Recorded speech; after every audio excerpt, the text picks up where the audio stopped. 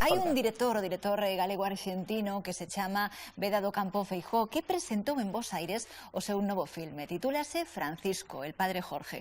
A película repasa a vida do Papa Francisco, Moncho, e recolle dende a súa adolescencia pois ata que foi despois nomeado como máximo representante da Igrexa Católica en 2013. Estivemos con él. Teología, latín, más teología. ¿Qué tiene de malo que sea cura? ¿Qué tiene de bueno que sea cura?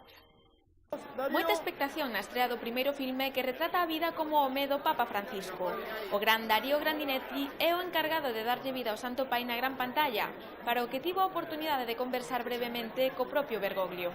En realidad, para poder preguntarle las cosas que yo quería saber, hubiese necesitado 2 o 3 horas y ya sabía que no las iba a tener con él a solas, así que... O artífice do proxecto, o director nado en Vigo, Vedado Campo Feijóo, asegura que a película vai máis aló da relixión para chegar ao gran público ao ser humano.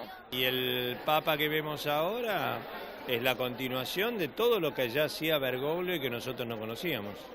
Pese a que nes tachan o filme de compracente, o director asegura que tras realizar unha investigación concienciuda non atopou lados escuros na traxectoria do pontífice.